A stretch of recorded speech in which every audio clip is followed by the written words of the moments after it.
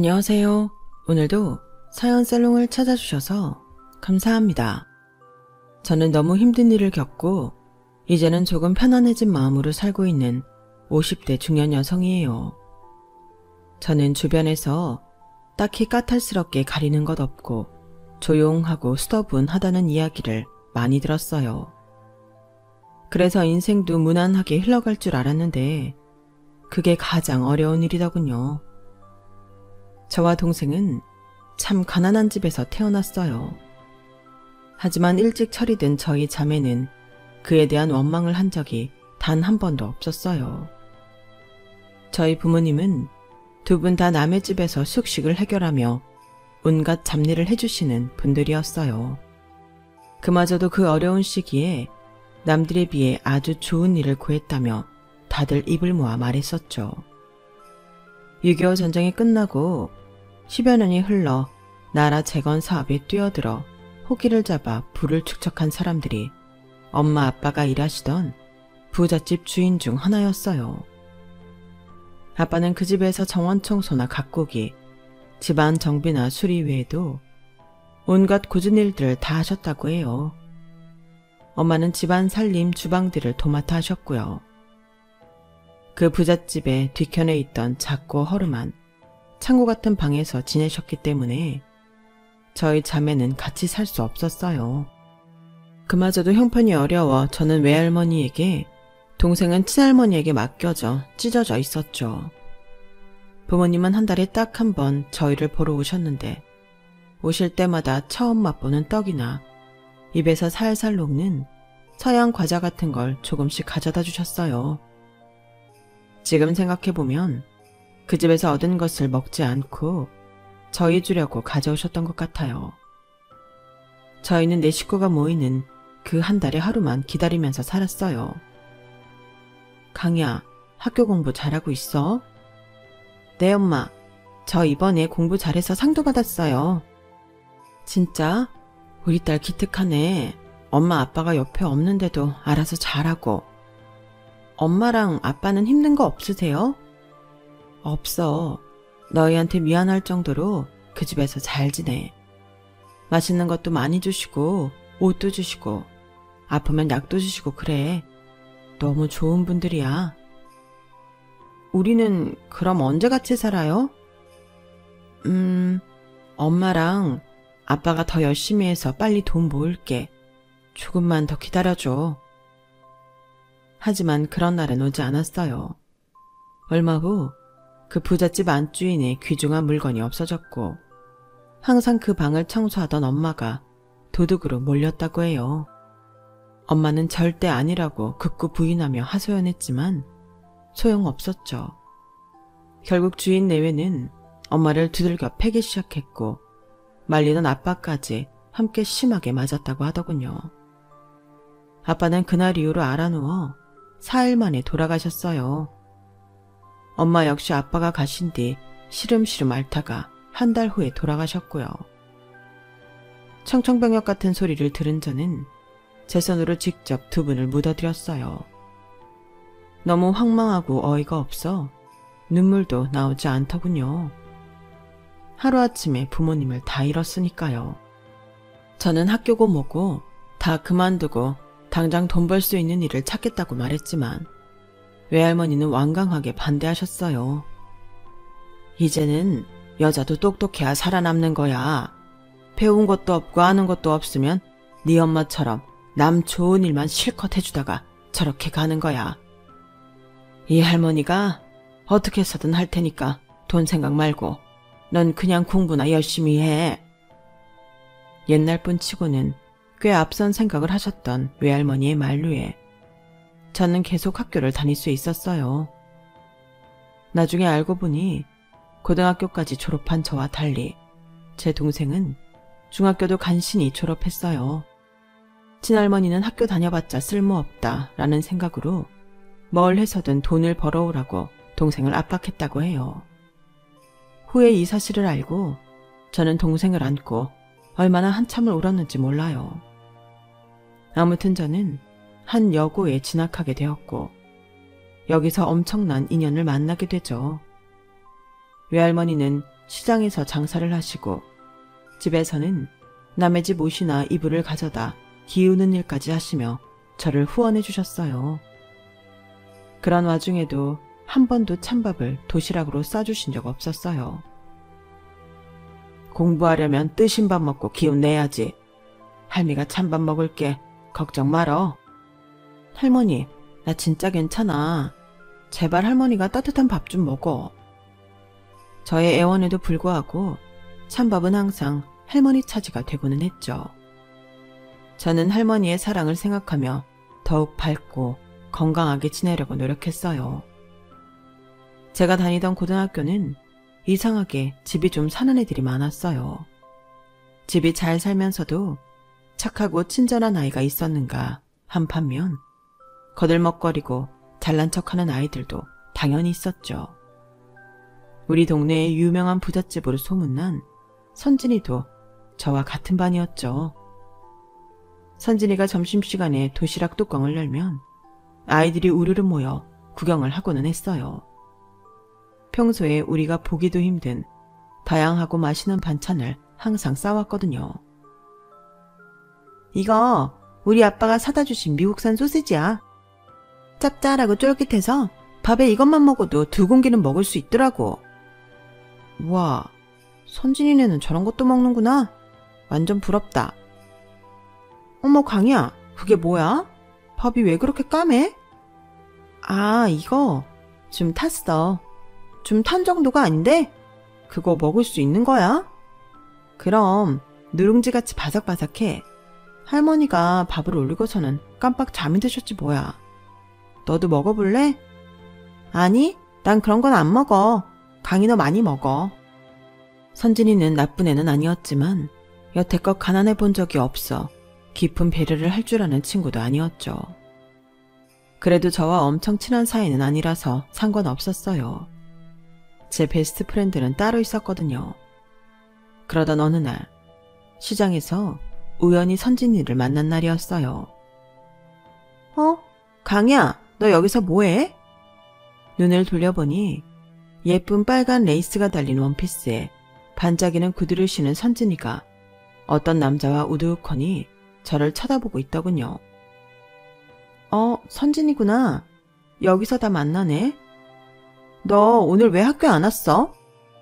아, 우리 할머니가 원래 여기서 이걸 파시는데 오늘 몸이 너무 안 좋아서 내가 대신 나왔어. 그래서 학교 못 간 거야. 이걸 팔려고 학교를 결석했다고? 할머니는 그냥 학교 가라고 성화였는데 내가 막무가내로 들고 나와서 팔고 있는 거야. 이거 맨날 네가 점심시간에 먹던 그 누리끼리한 색깔 나물 아니니? 산나물이야. 맛있어. 맛있게는 안 생겼지만 뭐 열심히 팔아. 그래. 묻지도 않았는데 선진이는 말했어요. 참, 여기는 내 친오빠야. 오늘 엄마랑 아빠 안 계셔서 우리 둘이 외식하고 영화도 보라고 용돈 주신 거 있지? 그렇구나. 그래, 오빠랑 좋은 시간 보내. 자랑 아닌 자랑을 하는 선진이에게 시선을 거두는 찰나였어요. 너 이름이 강이야? 네? 네, 주강희. 이거 다 얼마야? 이거 전부 다요? 글쎄. 자, 내가 보기엔 이 정도면 이거 사고도 충분히 남을 것 같은데 돈 받아. 오빠 뭐해? 오빠가 그걸 왜 사?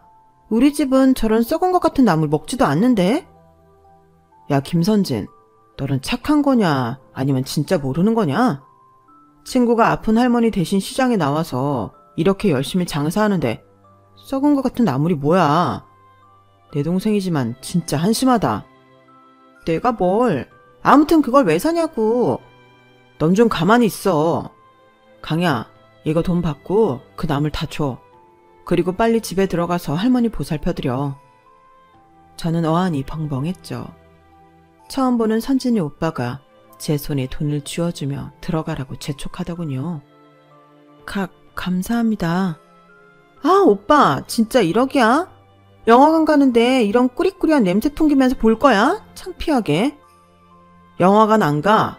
밥도 그냥 집에 가서 아줌마한테 해달래서 먹자. 뭐? 나 이렇게 꾸미고 나왔는데. 넌 뭐 어디 파티 나가냐? 뭘 이렇게 요란스럽게 입고 나선 거야. 아무튼 집에 가자. 앞장서서 가는 오빠를 선진이는 입이 대빨 나온 채로 투덜거리며 따라가는 모습이 보였어요. 저 오빠가 왜 그랬지? 저 많은 나무를 가져가서 뭘 하려고. 집에 와서도 저는 온통 물음표 덩어리였어요. 나무를 다 팔았다며 할머니에게 오빠가 준 돈을 내밀었지만 기어이 시장을 몰래 나간 거냐고 등짝만 맞긴 했지만요. 선진이 오빠의 그런 행동의 이유를 얼마 후 알게 되었죠. 야, 주강이. 선진이 오빠? 넌 내 이름 몰라? 안 알려주셨는데 제가 어떻게 알아요? 나 영준이야, 김영준. 아, 영준 오빠? 그런데 왜 여기에 계세요? 너 기다렸지. 저를요? 왜요? 그건 나중에 말해줄게. 우리 떡볶이 먹으러 갈래? 내가 사줄게. 저 집에 가야 되는데. 먹고 가. 이리 따라와. 맞아요. 그 사람은 저를 보고 첫눈에 반해 좋아하기 시작한 거예요. 17살 때까지 아는 남자라고는 아빠와 담임선생님 뿐이었는데 갑자기 제가 좋다는 사람이 생긴 거예요. 영준 오빠는 키도 크고 잘생기고 귀티도 나는 사람이었어요. 그 하얗고 고른 치아가 다 보일 정도로 크게 웃는 모습을 보면 사실 반하지 않을 사람이 없는 정도였죠. 하지만 저와 영준 오빠라니 우리는 너무 다른 사람이었죠. 호감을 적극적으로 표현하는 오빠와 달리 저는 마음과 달리 계속 밀어낼 수밖에 없었어요. 오빠, 저는 오빠네 집이 부자인 거 알아요. 그에 반해 저는 부모님도 다 돌아가셔서 안 계시고 하나 있는 여동생이랑도 떨어져 살고 있어요. 지금 제 옆에는 나이 드신 할머니 한 분뿐이에요. 전 공부도 해야 하고 할머니도 지켜야 돼요. 오빠가 계속 저한테 이러지 않았으면 좋겠어요. 강희야, 내가 너한테 야반도주를 하자고 그랬니? 아니면 애를 낳아달라고 했니? 무슨 그런 남사스러운 말을 하고 그러세요. 그러니까 난 지금 그냥 네가 좋다고. 네가 어떤 집안의 딸이고 어떤 상황인지 아무것도 상관없이 난 네가 좋다고.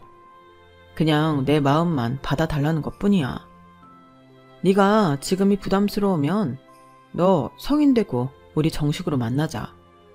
그 전까지는 그냥 내가 네 뒤에 쫓아만 다닐게.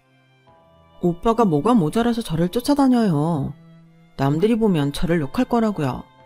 학교에서 선진이 얼굴을 어떻게 봐요? 선진이? 걔는 내가 알아서 할게. 신경 쓰지 마. 강야, 난 진짜 네가 좋다. 저보다 2살 위였던 영준 오빠는 제 만류에도 불구하고 저를 정말 적극적으로 따라다녔어요. 가끔 할머니 대신 시장에 장사하러 나올 때면 점심도 사다 주고 콜라도 사다 주었죠. 저도 오빠가 너무 좋았지만 제 마음을 꽁꽁 숨겼어요. 누구든지 이 상황을 알면 저를 나쁜 애라고 욕할 테니까요. 제 분수에 차고 넘치는 사람이었죠. 얼마 후 결국 사달이 나고 말았어요. 야, 주강이. 선진이가 저를 노려보고 있었어요. 네가 감히 우리 오빠를 넘봐? 누가 누구를 넘봤다고 그래. 다 들었어. 네가 우리 오빠 꼬셔서 아주 물주 만난 것처럼 하고 다닌다고. 무슨 소리야. 오해야. 그런 거 아니라고. 너 진짜 천박한 애구나. 뭐? 천박? 반 애들이 다 보는 앞에서 저는 선진이와 머리끄댕이를 잡으며 크게 싸웠어요. 야, 누가 담임한테 가서 말 좀 해. 저희는 교무실에 불려갔고 선진이는 아무 말 없이 먼저 교실로 돌아갔죠. 선생님은 저를 몰아세우며 말했어요. 야, 주광이, 너 가난한 상황에서도 할머니가 어렵게 키우는 걸로 알고 있는데 이렇게밖에 못해? 네가 감히 누구한테 덤벼? 선진이가 먼저 저한테 천박하다고 그랬어요. 그럴 만한 이유가 있겠지. 네가 분명히 잘못했겠지. 선생님은 대놓고 선진이 편을 들더군요. 너, 쟤가 어느 집 딸인지 몰라서 그래? 너 같은 애 열을 갖다 줘도 안 돼. 주제를 알아야지, 강이야. 너무하세요. 담임에게 신나게 깨지고 울며불며 교실로 돌아왔어요. 반성문을 쓰려고 종이를 주섬주섬 꺼냈죠. 옆눈으로 보니 선진이가 팔짱을 끼고 저를 계속 노려보고 있더군요. 저희 둘 때문에 반 분위기가 싸늘했어요. 한 20분 정도 흘렀을까? 저는 다시 호출됐어요. 주강이, 담임이 너 교무실로 오래. 나? 다시? 몰라, 빨리 오래. 저는 쓰다만 반성문을 서랍에 넣고 교무실로 달려갔어요. 저 또 부르셨어요? 강이야, 너 이제 마음 단단히 먹어라. 네?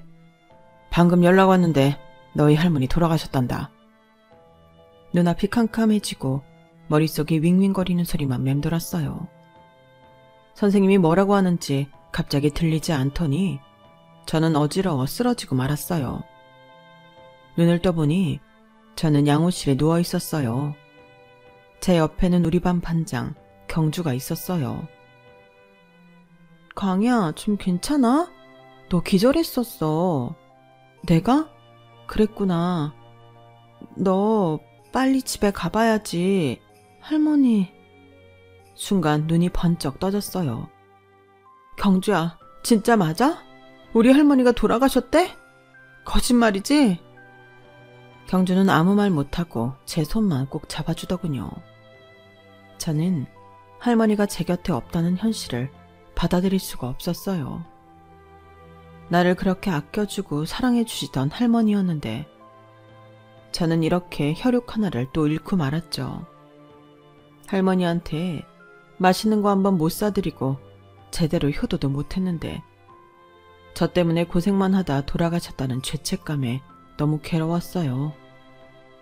제겐 아무 희망이 없는 것 같더군요. 할머니, 죄송해요. 장례를 치른 뒤 저는 학교를 그만두기로 결정했어요. 비록 할머니가 어떻게든 배움을 멈추지 말라고 하셨지만 저는 모든 걸 내려놓고 싶었어요. 당장 먹고 살 일도 막막했죠. 저는 학교를 나와 그 길로 한 공장에 가서 일을 시작했어요. 거기는 원단 공장이었어요. 다른 사람들은 일하는 게 싫고 힘들다며 투덜거렸지만 저는 미친 듯이 일만 했어요. 안 그러면 오히려 할머니나 다른 생각이 너무 나서 돌아버릴 것 같았거든요. 밥도 잘 먹지 않으면서 일을 하다 보니 저는 점점 말라갔죠. 하루는 집 앞에 영준 오빠가 있었어요. 강야, 왜 이렇게 늦게 와? 걱정했잖아. 좀 늦었어요. 너 또 밥 안 먹었지? 기운 없이 비실비실. 이게 뭐야? 밥맛 없어요. 저 그냥 들어가 쉴게요. 이거 갖고 들어가. 내가 우리 집 일하시는 아줌마한테 부탁한 거야. 이게 뭔데요? 반찬들. 뭔가 영양가 있는 걸 먹이고 싶은데 도통 생각나는 게 없어서 집밥 먹이려고 갖고 왔어. 저는 순간 눈물을 왈칵 쏟으며 오빠 품에 안겨 한참을 울었어요. 많이 힘들지? 고생 많네, 우리 강이. 난 이제 어떻게 살아요? 뭘 어떻게 살아? 내가 있잖아. 학교 그만두기 전에 나한테 말이라도 한번 해주지 그랬어. 내가 무슨 방법이라도 찾아봤을 텐데. 강이야, 조금만, 아주 조금만 참고 기다려줘. 내가 내년에 군대만 갔다 오면 너 책임질게. 군대요? 나 대학 안 갈 거야. 군대는 어차피 가야 되니까 빨리 갔다 올게. 그때까지만 좀만 버텨줘. 오빠네 부모님도 아세요? 아니, 알면 난리 나겠지. 그래도 상관없어. 넌 내가 책임질 거야. 영준 오빠는 저 때문에 대학에 응시하지도 않고 나이가 되자마자 자원입대로 군인이 되었어요. 저는 그런 오빠를 꼭 기다리겠다며 열심히 일만 하면서 살았죠. 시간이 약이라는 말이 맞는지 어느새 저도 일상생활을 하고 웃으며 지내고 있더군요. 그렇게 몇 년의 시간이 흘렀어요. 영준 오빠는 제대를 하고 저와의 약속을 지켰어요. 오빠는 제 손을 잡고 오빠 집으로 향했어요. 오빠, 이렇게 갑자기요? 부모님이 저에 대해서 아무것도 모르고 계신다면서요. 이제 알면 되는 거지. 가자. 저를 마주한 오빠 부모님은 넋이 나간 표정이었어요. 거기에 선진이까지도요. 주광이, 네가 왜 여기 있어? 그게 말이야. 엄마, 아빠, 김선진, 나 여기 있는 얘랑 결혼할 거예요. 뭐? 너 방금 제대한 애가 뭐라고? 갑자기 생뚱맞게 여자애를 데려와 결혼하겠다고? 선진이 너 아는 애야? 나 고1 때 같은 반. 안녕하세요. 주강희라고 합니다. 오빠, 미쳤어? 쟤를 아직도 만나고 있었던 거야? 그리고 아무 말 없이 이렇게 데리고 오면 어쩌자는 거야? 내가 선진이 너한테 결혼 승낙받을 거 아니잖아. 예전에 강희가 너랑 같은 반이라서 조마조마하며 나를 얼마나 밀어냈었는데 내가 이달만 기다렸어. 오빠, 제정신이야? 제정신 아닌 건 뭐야? 저 여기 있는 강희 쫓아다닌 지 벌써 몇 년 됐어요. 저 제대할 때까지만 제발 기다려달라고 애원해서 지금 여기까지 온 거예요. 저 강희랑 꼭 같이 살고 싶어요. 오빠 부모님은 굳은 얼굴로 저를 쳐다보았고 선진이 역시 당황한 표정이 역력했죠. 저는 그 시선들이 부담스러워 땅만 보고 있었고요. 그날 이후 오빠와 결혼 승낙을 받기까지 꼬박 6개월이 넘게 걸렸어요. 참 많은 일이 있었죠. 오빠의 아버지 어머니 선진이까지 차례대로 저를 찾아와 오빠와 헤어져 달라고 하더군요. 강희씨, 그쪽 때문에 우리 아들이 대학을 포기했다고 하더군요. 그걸 알고 나니 더 강희씨가 밉더군요. 영준이가 우리한테 어떤 아들인지 알아요? 그리고 걔는 장차 지 아빠 회사를 물려받아야 하는 애라고요. 그런 애들을 대학도 못 가게 발목을 잡겠다니. 강희씨에 대해서 조사를 좀 해봤는데 정말 기가 차더군요. 그 아이의 학교도 자퇴하고 하늘이 공장 여직원? 어머 세상에. 내가 나중에 영준이 짝지어주려고 찜해놓은 좋은 집 교수들이 얼마나 많은데 나 지금 멀쩡한 정신으로 여기 있는 것도 신기한 거예요. 강희씨, 왜 그렇게 이기적이에요? 죄송합니다. 저는 제가 부족한 점을 알고 있습니다. 그래요? 그럼 알아서 떨어져 줘야죠. 혹시 돈 필요해서 그래요? 말해봐요. 내가 해줄 수 있는 한 최대한 해줄게요. 아니요, 저는 돈 원하지 않습니다. 그럼 뭐 계속 만나겠다는 거예요? 제가 더 잘하겠습니다. 저희 정말 서로 사랑하고 아껴주고 있어요. 내가 제 명에 살기는 큰일 났네. 어머니는 몇 차례 돈으로 저를 회유했다가 협박했다가 소리를 지르다 돌아가기를 반복했어요. 선진이는 오히려 팩트로 저를 무너뜨리려 했어요. 강희야, 내가 진짜 사람 차별 안 하는데 넌 좀 너무하지 않니? 네가 우리 오빠 쳐다본다는 것 자체가? 나도 영준 오빠에 비해 내가 너무 모자라다는 거 다 알고 있어. 알면 그 다음에 어떻게 해야 되는지도 알잖아. 근데 왜 이렇게 끈질겨? 선진아, 너만이라도 나 한 번만 이해해주면 안 되니? 지금 이 상황은 누가 봐도 이해가 안 될걸? 너 진짜 우리 집안 망칠 셈이야? 네가 같은 반이었으니까 나 잘 알잖아. 나 나쁜 짓도 안 하고 힘들지만 꿋꿋하게 살았어. 너같이 가난하면 그렇게 사는 게 당연한 거야. 선진아, 제발. 저는 가슴이 너무 아팠어요. 하지만 오빠는 굳건하더군요. 결국 오빠는 집에서 아무것도 하지 않고 단식 투쟁에 들어갔어요. 단식한 지 2주가 지나 응급실에 실려가고 난 후에서야 저희는 승낙을 받을 수 있었어요. 하지만 아무도 반기는 결혼이 아니었던 만큼 고단한 시집살이가 시작되었어요. 한 집에 살게 된 어머니는 온갖 트집을 잡으며 매일 제게 잔소리를 퍼부었어요. 선진이는 항상 저를 파출부 부리듯이 했죠.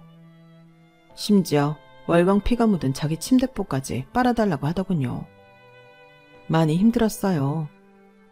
모두가 저를 잡아먹을 듯이 대했죠.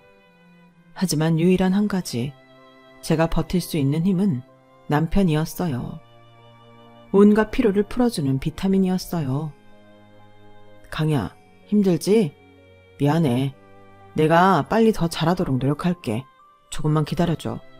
내가 빨리 분가할 수 있는 방법 찾아볼게. 오빠가 그렇게 말해주니까 좋다. 다른 사람들이 달 미워해도 난 이렇게 든든한 내 편이 있는걸. 남편이 집에 있을 때면 시댁 식구들의 구박이 눈에 띄게 줄었어요. 그럼 저는 좀 자유로울 수 있었죠. 남편과 저는 서로 너무 사랑했지만 저희에게 생명의 축복은 찾아오지 않았어요. 3번이나 임신했지만 모두 유산되고 말았거든요. 너무 슬픈 일이었죠. 강야, 아이가 우리에게 오지 않는다고 해도 난 괜찮아. 난 강이 너만 있으면 돼. 우리 둘이서도 영원히 행복할 수 있어. 하지만 언제나 제 든든한 버팀목이 되어주겠다던 남편은 무심하게도 저를 떠나버렸어요. 그날은 우리의 결혼 5주년이었죠. 남편은 선물을 사서 들어가겠다며 귀가 전부터 저를 설레게 했어요. 남편은 백화점에서 제 겨울 목도리를 사서 나오는 길에 교통사고로 그 자리에서 즉사하고 말았어요. 아침에 잘 다녀오라고 마중까지 했는데 저녁에 싸늘한 주검이 되어서 돌아온 남편 앞에서 저는 한없이 무너져 내렸죠. 현실감이 없어 눈물도 나오지 않더군요.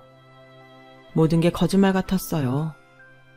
장례를 다 마치기도 전에 제겐 또 다른 폭풍이 몰려왔어요. 너 인연, 너 때문에 우리 아들이 죽었어. 네가 이 집에 처음 왔을 때부터 느낌이 안 좋았는데 기어이 네가 우리 아들을 데려가는구나. 우리 영준이 돌려내. 우리 오빠가 너랑 결혼만 안 했어도 이런 일은 없었을 거야. 네가 우리 오빠 죽인 거야, 이 나쁜 년아. 저는 시어머니에게 머리채를 잡히고 흔들려도 선진이에게 양쪽 뺨에서 피가 맺힐 정도로 맞아도 아프지 않았어요. 마음이 더 많이 아팠으니까요. 그렇게 저는 남편의 마지막 가는 길도 못 보고 맨몸으로 쫓겨났어요. 저도 죽은 남편을 따라가려고 몇 번이나 시도했지만 그때마다 실패하고는 했어요. 5번째 극단적 선택이 실패한 날, 꿈에서 제발 살아달라고 애원하는 남편을 만났어요. 저는 다음 날부터 제가 할 수 있는 일을 찾아 나섰어요. 다행히 불쌍한 저를 따뜻하게 받아주시는 만두집 사장님을 만나 거기서 식당 일을 시작했어요. 그렇게 시간 가는 줄 모르고 열심히 일만 하다 보니 또 많은 세월이 흘러있더군요. 저도 40을 목전에 두고 있었죠. 강이야, 잠깐 이리 좀 와봐. 네, 사장님. 나 이제 장사 그만할란다. 너무 힘들어. 네? 사장님 만두 좋아하는 사람들이 얼마나 많은데요. 이제 다 싫어. 그냥 쉬고 싶어. 그래도 아직 70도 안 되셨는데 그만둬도 괜찮으시겠어요? 얘기? 옛날 같았으면 70은 땅에 묻혀서 다 썩고도 남을 나이야. 아니면 이 만두 가게 네가 할래? 제가요? 난 이거 하고 싶다는 자식이 없잖아. 내가 널 13년을 봐왔다. 너만큼 이 가게를 맡길 만큼 든든한 사람이 없어. 저는 그렇게 사장님의 가게를 인수하게 됐어요. 열심히 살아온 보답을 받은 기분이었어요. 그렇게 또 성실히 가게를 꾸려나가고 있을 때쯤 한 남자를 알게 되었어요. 어느 날부터 저희 집에 오는 횟수가 부쩍 많아진 양복을 입은 멀끔한 남자였죠. 항상 혼자 와서 만두국을 시켜 먹던 그가 하루는 칼국수를 시키더군요. 오늘은 웬일로 칼국수예요? 네? 맨날 만두국만 드셨잖아요. 오늘 갑자기 칼국수 시키시길래. 그게 당황한 기색의 역력한 그는 제 연락처를 물어왔고 그날부터 줄기차게 연락을 하더군요. 곧 제가 마음에 든다며 고백을 해왔어요. 오랜 시간이 지나도 아직 남편에 대한 미안함이 남아있던 저는 그를 밀어냈지만 그는 기어이 그 틈을 비집고 들어오더군요. 마치 예전의 영준 오빠처럼 말이에요. 강희씨, 당신이 그동안 겪은 아픔 내가 어루만져 줄게요. 나한테 기대요. 전 남편 잊으라는 말 아니에요. 그냥 당신 옆에서 지켜주고 싶어요. 그렇게 저는 석균 씨와 재혼을 하게 되었어요. 석균 씨 역시 자식 없이 부인과 살다 사별하고 혼자 열심히 회사를 가꿔온 사람이더군요. 핸드폰 안에 들어가는 핵심 부품을 생산하는데 처음엔 작은 규모로 시작했다가 사업이 잘 돼 회사를 확장시켜 저희 만두집 옆 건물을 사서 온 것이었어요. 당시 저는 44살, 남편은 48살이었고 아이 없이 둘이 잘 살자 이야기했었죠. 남편은 제가 마음의 문을 열 때까지 조용히 기다려주었고 언제든 어깨를 내어주는 다정한 사람이었어요. 한 회사의 대표이지만 검소하고 남들 앞에서 의시되는 걸 싫어하는 사람이라 저희는 아주 소박하고 필요한 것만 놓고 사는 부부였어요. 남편은 남편대로 사업이 잘 되고 저 역시 만두집이 입소문을 타 손님이 끊이지 않았죠. 힘들지만 하루하루를 이렇게 바쁘게 살 수 있다는 것에 감사하며 살고 있었어요. 머리가 희끗해지는 것도 모른 채 또 10년이 흘러갔어요. 그날도 여느 때와 같이 점심 장사로 한창 바쁠 때였어요. 너 강희 아니니? 주강희? 누구세요? 나야 진경주, 혜진여고 1학년 4반 반장. 나 기억 안 나? 어머 경주야, 진짜 오랜만이다. 여기가 네가 아는 만두가게였어? 지인이 맛있다고 하도 그래서 나 2시간이나 운전해서 여기 왔어. 그랬어? 고마워. 그나저나 정말 이게 웬일이니? 반갑다. 오랜만에 만난 경주 역시 머리가 군데군데 하얗게 새어있더군요. 그래도 늘 웃는 얼굴은 그대로였어요. 마침 브레이크 타임이 되었고 저는 경주와 근처 카페에 가서 그동안 있었던 서로의 안부를 물었어요. 너 외할머니 돌아가시고 그렇게 갑자기 학교 그만두더니 여기서 이렇게 만두집 사장님이 됐을 줄이야. 그렇게 됐네. 벌써 40년이야. 맞아. 나중에 선진이네 오빠랑 결혼했다고 들었었는데 사별했다며? 어쩌다 보니 그렇게 됐어. 이래저래 마음고생 많이 했겠다. 지금은 그래도 얼굴 많이 좋아 보인다. 지금은 새 사람 만나서 잘 지내. 고등학교를 그만둔 이후로 처음 보는 경주가 너무 반가워 눈물이 다 나더군요. 맞다. 우리 다음 달에 땡땡여고 총동창회 있어. 너는 도무지 연락이 안 닿아서 못 알렸어. 이렇게라도 직접 만나서 알려주니 다행이다. 꼭 와. 총동창회?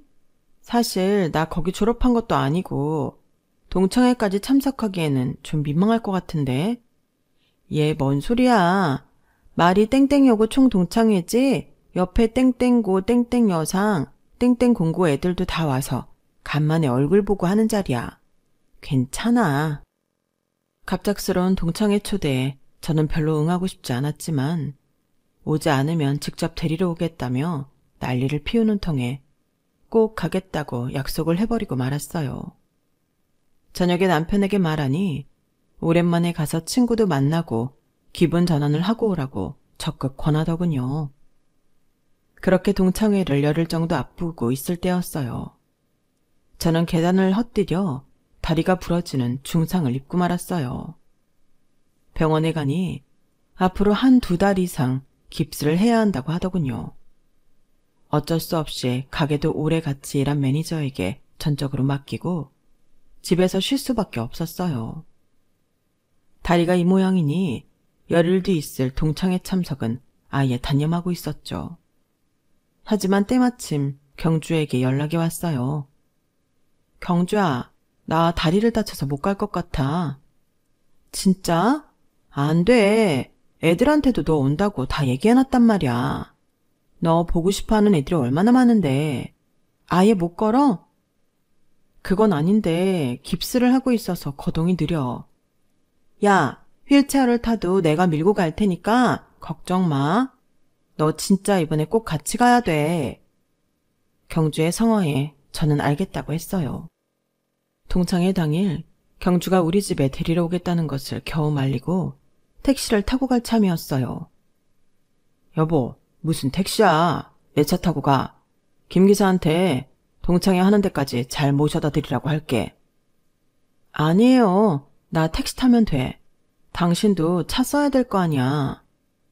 당신 덕분에 나 오늘 하루 좀 쉴까? 농담이야. 오늘 나갈 일 없이 사무실에서 온종일 결제, 사인만 하는 날이라 나야말로 차가 필요가 없어. 당신 그렇게 아픈데 택시 타고 간다고 하면 내가 마음이 좋겠어? 내 말대로 해. 남편 차는 벤츠였는데 이동하면서도 처리해야 되는 일이 많아 직접 운전을 하지 않고 기사를 두고 다녔어요. 집에 도우미도 부르지 않는 저희에게 그게 가장 큰 사치였죠. 그런데 남편이 그날 다리 아픈 저를 위해 차와 기사까지 양보해 준 거예요. 저는 평소처럼 단장을 하고 김 기사와 동창회가 열리는 장소로 출발했어요. 강야, 여기야 여기. 경주가 저를 마중하러 나왔더군요.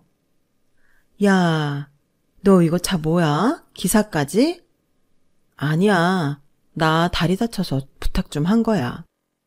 그래, 어쨌든 네가 와서 다행이다. 우리 안으로 들어가자. 애들 엄청 많이 왔어. 저는 40년 만에 친구들을 만난다는 설렘을 가득 안고 연회장에 경주의 부축을 받으며 도착했어요. 세월이 세월인지라 같은 반이었어도 얼굴을 못 알아보겠는 애들이 많았어요. 얘들아, 여기 주강이가 왔어. 인사해. 경주의 한마디에 아이들이 우르르 제 곁으로 왔어요. 다들 반갑게 인사를 나누었죠. 그때였어요. 주강이? 주강이가 왔다고? 뒤에서 신경질적인 목소리가 들렸어요. 거기에는 선진이와 친하게 지내던 그 무리가 저를 아래 위로 훑어보고 있더군요.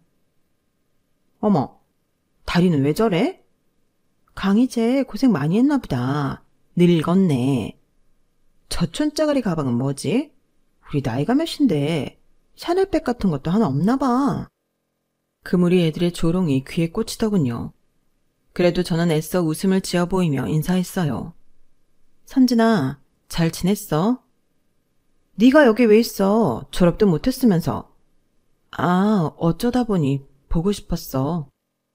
선진이 있는 다른 친구들에게 들으란 듯이 큰 소리로 말했어요. 네가 무슨 염치가 있어서 내 앞에 지금 서 있는지 모르겠네.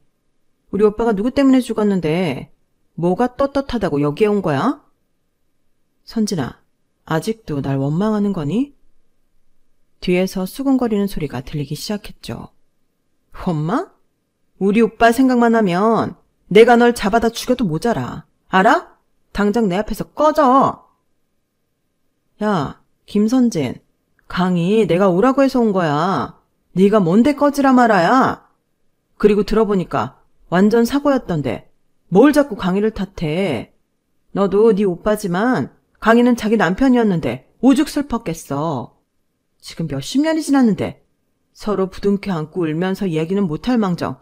이게 무슨 짓이야? 야, 진경주, 입장을 바꿔서 생각해봐. 니네 오빠가 죽었어도 그렇게 태평하게 얘기할 수 있어? 웃기고 있네. 저와의 불편했던 대화가 이제 선진이와 경주의 싸움으로 바뀌고 말았어요. 저는 순간 거기에 온 걸 진심으로 후회하고 있었죠. 저는 아픈 다리를 부여잡고 경주에게 애원하듯 말했어요. 경주야, 나 지금 그냥 갈게. 응? 내가 가는 게 좋을 것 같아. 저는 당장 김 기사를 호출했고 최대한 빨리 나가서 차를 타려고 했지만 다리가 말을 듣지 않았어요. 결국 저보다 먼저 도착한 김 기사가 연회장 안에 들어와 저를 발견했죠. 사모님, 괜찮으세요? 차는 입구 바로 앞에 세워놨습니다. 제가 부축해드릴게요. 가시죠. 김 기사를 본 아이들은 눈이 휘둥그레해져 제가 나가는 문까지 따라 나왔어요. 저는 너무 민망해서 인사도 제대로 못하고 차에 올라탔죠. 돌아가는 길에 경주에게 미안하다며 전화가 걸려왔어요. 네가 뭐가 미안해. 너도 좋은 마음으로 날 초대한 거잖아. 선진이는 아직 내가 미운가 봐. 난 그래도 괜찮아. 다음에 내가 또 연락할게, 경주야. 집에 돌아와 남편에게 이야기했어요. 당신이 거기서 그 친구를 맞닥뜨려 많이 당황했겠네. 제대로 밥도 못 먹고 와서 어떡해? 반갑기도 했지만 그 자리가 너무 불편해서 뭘 먹고 할 수가 없었어요. 저 때문에 고성까지 오갔으니. 아휴, 그나저나 당신도 참. 내가 좋은 가방 하나 사준다니까 그렇게 극구 거절하더니 결국엔 맨날 들고 다니는 그걸 들고 간 거야. 그런 자리 갈 때는 좀 좋은 것도 들 필요가 있어. 하여간 이 사람. 평소에 남편이 명품백 하나 고르라고 예전부터 말했는데 괜찮다며 안 샀거든요. 그게 오늘 동창회에서 애들의 입방아에 오르는 또 하나의 화제거리가 될 줄은 몰랐어요. 정말 예상 못한 일은 며칠 뒤 벌어졌어요. 여보세요? 나야, 김선진. 선진아. 어떻게 전화를 다 했어? 선진이는 다짜고짜 돈 얘기를 먼저 꺼냈어요. 내가 너한테 위로금을 좀 받아야겠네. 위로금? 무슨 위로금? 너 그날 기사가 벤츠에 곱게 모셔가더라? 난 또 너 어디 가서 구질구질하게 살고 있는 줄 알았는데 알아보니 능력 좋은 새 남편까지 만나서 잘 먹고 잘 살고 있었네. 게다가 네 남편 X전자 대표라며? 참나, 세상 참 불공평해. 우리 오빠는 지금 차지찬 땅바닥에서 눈도 제대로 못 감고 있을 텐데 누구는 새 남자 만나서 호사라는 호사는 다 누리고 살고 있고. 정말 세상 불공평해. 선진아, 내 말 좀 들어봐. 그런 게 아니라 문자로 계좌번호 찍어 보낼 테니까 30억 보내. 지네 남편 그 정도는 해줄 수 있잖아? 30억? 무슨 30억을 요구해. 오빠 죽고 우리 가족들이 얼마나 힘든 시간을 보냈는지 알아? 너만 그렇게 행복하게 살면 다야.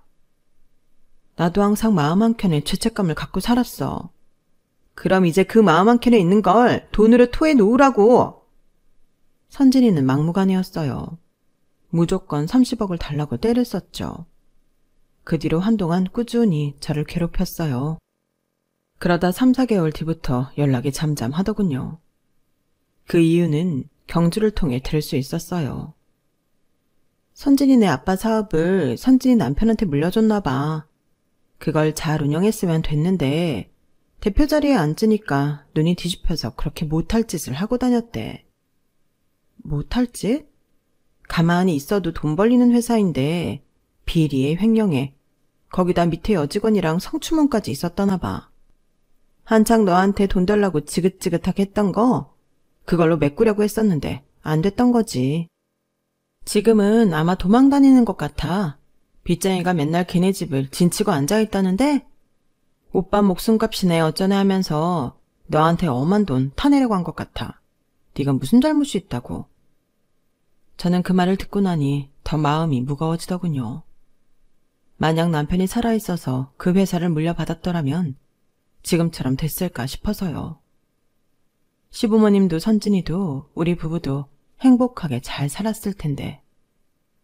무거운 제 마음을 알기라도 한 듯이 그날 밤 전 남편이 꿈에 나타났어요. 영준 오빠, 잘 지내? 강야. 난 잠깐이나마 너란 사람을 만난 것 자체로 충분히 행복했어. 나도 여기서 잘 지낼 테니까 너도 이제 그만 내 생각하고 그 사람이랑 잘 살아. 안녕. 꿈속에서 분명히 슬프게 울고 있었던 것 같은데 깨고 보니 왠지 마음 한구석이 조금 시원한 느낌이 들었어요. 그동안 마저 놓지 못한 미안함을 이제서야 털어낸 느낌이더군요. 전 남편 말대로 저도 50이 훌쩍 넘은 지금 이제 오빠에 대한 미안함을 좀 내려놓고 다시 힘을 내어 남은 시간을 잘 살아볼까 합니다. 남은 인생을 더 열심히 잘 살아내어야 지금의 남편에게도 영준 오빠에게도 고마움을 다 표현하는 것일 테니까요. 제 사연은 여기까지예요. 들어주신 모든 분들 건강하시고 하루하루 행복하시길 바래요. 감사합니다. 여러분, 사연 댓글에 응원과 현명한 조언 부탁드려요. 좋아요와 구독은 저에게 큰 힘이 됩니다. 오늘도 좋은 일 가득하세요.